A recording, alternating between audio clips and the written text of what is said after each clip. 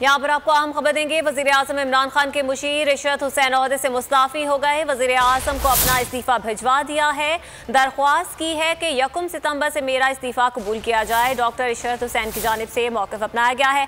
मज़ीद तफसीलात जानेंगे बोल न्यूज़ के नुमाइंदे शहबाज अहमद से। शहबाज बताएगा, वजीर आजम को इस्तीफा तो भिजवा दिया गया है, क्या मंजूर भी कर लिया गया है?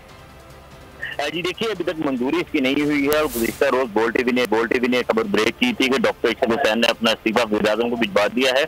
आज बाज़ाब्ता तौर पर उन्होंने इस बात की तस्दीक कर दी है और ये कहा है कि मैंने वज़ीर आज़म को दरखास्त की है कि 1 सितंबर से मेरा इस्तीफा कबूल किया जाए। डॉक्टर इशरत हुसैन ने अपने वज़ाती बयान में दिया है कि क्योंकि ये बता रहे हैं कि वज़ीर आज़म हाउस में मौजूद एक बहुत बड़ी शख्सियत जिनसे इनके इख्तिलाफात की खबरें आ रही थी, उन्होंने अपनी वज़ाहत दी है और ये कहा कि 2018 में जब मैंने ओहदा संभाला था तो मैंने सोचा था कि मैं 3 साल काम करूंगा। इस वक्त मेरी उम्र 80 साल हो चुकी है, इसलिए वज़ीर मेरा इस्तीफा कबूल किया जाए। साथ साथ उन्होंने ये भी कहा है कि मैं अनऑफिशियली तौर पर जो है वो मुल्क की खिदमत के लिए दस्तयाब रहूंगा।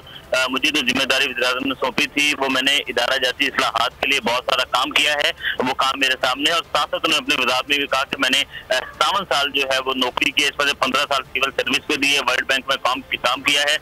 अपना इस्तीफा वज़ीर आज़म इमरान खान को मैं बाज़ाब्ता तौर पर भिजवा चुका हूँ। ज़रा ये बता रहे हैं कि वज़ीर आज़म इमरान खान ने ताहाल उनका इस्तीफा भी मंजूर नहीं किया। ज़रा ये कह रहे हैं कि ताहाल वज़ीर आज़म ने उनका इस्तीफा कबूल नहीं किया। शहबाज अहमद इस हवाले से आगाह कर रहे थे। बहुत शुक्रिया आपका।